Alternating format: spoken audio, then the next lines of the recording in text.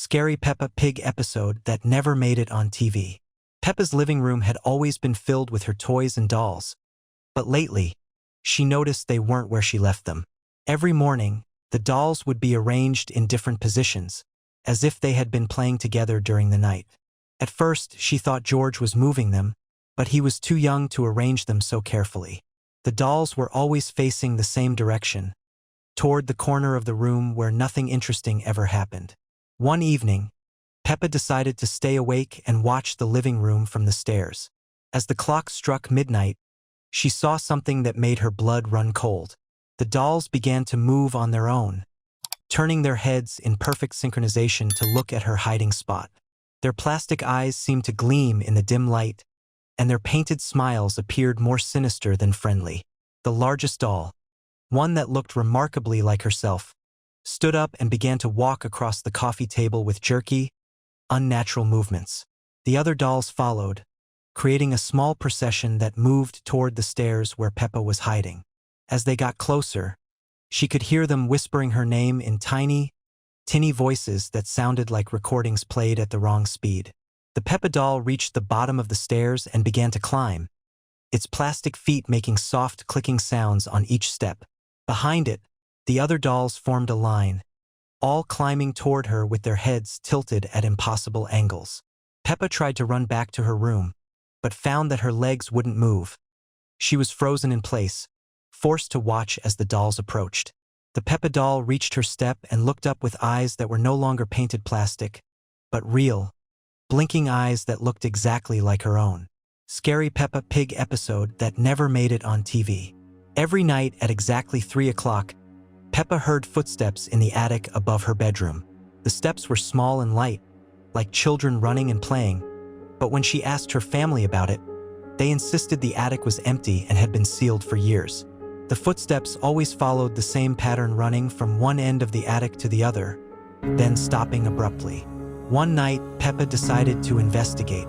She found a ladder in the garage and climbed up to the attic hatch, which opened easily despite her parents' claims that it was sealed. Inside, the attic was filled with old toys and furniture covered in white sheets, but everything was arranged as if children had been playing there recently. Toy blocks were stacked in neat towers, dolls sat in a circle as if having a tea party, and a rocking horse moved gently back and forth despite the still air. In the corner, she found a family photo that looked exactly like her own family, but the faces were wrong, the eyes were too large, the smiles too wide, and everyone was looking directly at the camera with an intensity that made her skin crawl. As she examined the photo more closely, she heard the footsteps start again, but this time they were right behind her. She turned to see children who looked like distorted versions of herself and George, their faces pale and their eyes completely black. They were playing with toys that moved on their own, and when they noticed her watching, they all stopped and smiled in perfect unison. The attic children began to approach her slowly, their movements jerky and unnatural, like marionettes controlled by an inexperienced puppeteer. Peppa tried to climb back down the ladder, but the hatch had vanished, leaving only solid ceiling above her. Scary Peppa Pig episode that never made it on TV. Peppa woke up in the middle of the night to find her bedroom filled with mirrors. Every wall, every surface reflected her image back at her, but something was wrong. The reflections moved just a moment too late, as if they were copying her rather than mirroring her. When she raised her hand, the reflections hesitated before following. Peppa tried to leave her room, but the door had vanished, replaced by another mirror. In this new reflection, she saw herself sleeping peacefully in bed, but she was standing right here, awake and frightened. The reflection Peppa in the mirror opened her eyes and smiled, revealing rows of sharp, gleaming teeth. All the other mirrors began to show different versions of Peppa, some with black eyes, some with twisted smiles, some that moved independently of her actions. The mirror Peppas began to whisper her name in unison, their voices echoing from every surface. As the whispers grew louder, the mirrors started to crack, spider-webbing outward from where each reflection stood. Peppa pressed her hands against her ears, but the sound seemed to come from inside her head. Suddenly, all the reflections stopped moving and stared directly at her with hollow, empty eyes. The real Peppa realized with growing horror that she could no longer see her own reflection anywhere. She had become invisible to the mirrors, while the false Peppas remained. The mirror Peppas began to step forward, their hands pressing against the glass from the inside, trying to break through into her world. Peppa Pig, the quiet room. It all started with a whisper. "Daddy, what's that door?" Peppa asked when she noticed it at the end of the hallway. Small, pale blue, with a faded plaque and no name. It hadn't been there before. A door? Daddy Pig scratched his head. Probably a closet. I never noticed it. But the door wouldn't open. No handle, no lock. Just a faint draft seeping from underneath. The next day, the door stood wide open, as if it had been waiting. Peppa carefully peeked inside. The room was completely empty. White walls, dusty floor, no furniture, no windows, and no sound at all, not even her own breathing. "Hello," she said. But there was no sound. None. No echo, no noise. Her voice vanished. Then Mummy Pig stepped in, tried to say, "What did you find, Peppa?" But nothing came out. Her lips moved, but the silence was like concrete. Daddy Pig clapped his hooves. Still nothing. Even footsteps made no sound in there. They started calling it the quiet room and decided to stay away from it. But George, on the third day, he disappeared. Daddy Pig searched the whole house. Peppa peeked into the quiet room and saw his hooves. He was standing in the corner, silent, still, not turning around. She ran to him and shouted, "George, let's go!" And he vanished right in front of her eyes, as if he had dissolved. She tried to tell her parents, but no one believed her. The door slammed shut and wouldn't open again. The next morning, it was ajar. Inside, a dusty floor, and in the dust, 2 sets of hoofprints leading to the corner, but none leading back. Peppa took a notebook and pen, stepped inside, laid the notebook down, wrote, "Is there no way out?" The pen left no marks, as if anything connected to speech just disappeared. She stepped out. Silence rang in her ears. On the third day, she decided something had to be done. She entered the room, closed the door behind her, and then she heard it. Not a voice, a muffled moan. In the corner sat someone else, too tall, too thin, with a long face. It didn't move, but its eyes slowly blinked. Peppa clasped both hooves over her mouth, tried not to breathe, and then the figure turned its head, slowly, exactly. Peppa bolted from the room. Since then, she kept the door locked, taped shut. But every night, she heard heavy breathing behind it. And each morning, a message appeared on the wall near the door. "You spoke." Scary Peppa Pig episode that never made it on TV. Peppa loved playing hide and seek with George. But today the game felt different. When she counted to 10 and opened her eyes, George was nowhere to be found. She looked in all his usual hiding spots, behind the sofa, under the kitchen table, in the toy box, but he had simply vanished. Mummy Pig was in the kitchen making lunch, humming a cheerful tune. When Peppa asked where George was, Mummy Pig just smiled and said he was playing upstairs. But when Peppa went to check, George's room was empty. His bed was perfectly made, and his favorite dinosaur toy was sitting exactly in the center, staring at the door with its plastic eyes. Peppa called out for George throughout the house, but only her own voice echoed back. The strange thing was, sometimes the echo sounded different, younger, like George's voice, but saying words he had never learned to say. The echoes seemed to come from inside the walls themselves, as if George was trapped somewhere she couldn't see. Daddy Pig was reading his newspaper in the living room, but when Peppa asked him about George, he just pointed upstairs without looking up from his paper. The newspaper rustled strangely, and Peppa noticed that all the words on the pages were the same word repeated over and over. George, George, George. As evening approached, the family sat down for dinner. There were still 4 plates on the table, including George's favorite blue one. Mummy and Daddy Pig talked about George as if he was sitting right there, asking him to eat his vegetables and praising him for being such a good boy. They even laughed at things he supposedly said, though his chair remained empty. Peppa began to wonder if George had ever existed at all, or if she had imagined having a little brother. But then she found his drawings scattered around the house, pictures of dinosaurs and family stick figures. In every drawing, there were 3 pigs and 1 empty space where a 4th pig should have been, as if George had been drawing his own absence. That night, as Peppa lay in bed, she heard George's voice coming from his empty room next door. He was talking to someone, having a conversation in his usual simple words. But when she crept to his doorway to listen, the room was still empty, and the voice was coming from nowhere at all. Peppa realized that George might be playing the longest game of hide and seek ever, hiding so well that even he had forgotten where he was. She whispered into the darkness, promising that if he came back, she would let him win every game they ever played.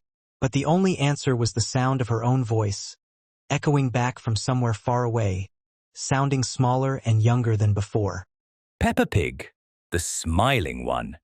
It all started one evening, when the whole family was sitting in the living room. Daddy Pig was telling funny stories, George was giggling, and Mummy Pig was quietly smiling. Peppa laughed, loudly, sincerely, brightly, and then something else laughed too. Ha, ha, ha! It wasn't an echo, it was too slow, as if someone repeated her laugh, but not right away. Then again, ha, ha, ha! Peppa froze. "Did you hear that?" she asked. "What, darling?" said Mummy Pig. "Someone laughed with me, but weirdly." "Probably the TV." Daddy Pig waved it off, but the TV was off. That night, Peppa woke up from silence. George was breathing softly, the house didn't creak. Everything was still. And then, ha, ha, ha. Now it came from outside the window. Peppa stepped up to the glass. Behind it, a figure, tall, thin, too thin. Its head was long, snout narrow, mouth stretched into a wide smile, like it was cut open. No teeth, eyes, hollow, black, empty. It didn't move, it just watched. Then it said, "Peppa," in her voice, but delayed, as if it had heard it earlier and was now repeating it. Peppa jumped back, pulled the curtains shut and hid under her blanket. In the morning, she told no one, but at breakfast, George giggled again, and from outside the window came, he, the same voice, only closer. "Did you hear that?" she whispered to George. "What?" "It laughs. When we laugh." Later that day, Peppa went to Mummy Pig. "Who is he?" Mummy Pig looked at the window. "If you've seen him already, then he's close. He comes when someone laughs. He hears us through the laughter." "What does he want?"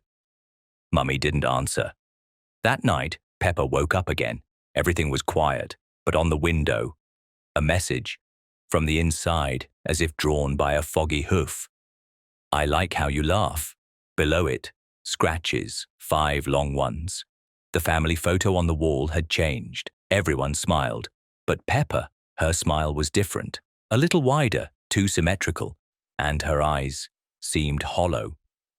In the evening, she heard him again, first at the window, then in the hallway, then right outside her bedroom door. He was repeating her words. "Don't look, don't look." But she hadn't said that out loud, only thought it. In the mirror, he was there, standing behind her, smiling, long, without eyes, only a mouth. When Peppa turned, no one. "I am you," he whispered, just with the smile turned inside out. Since then, Peppa doesn't laugh, and she doesn't let George laugh either, because with every laugh, he gets closer, and one day, he'll smile with her face. Peppa Pig, the box of drawings. It started on a quiet morning. Peppa woke up to a rustling sound.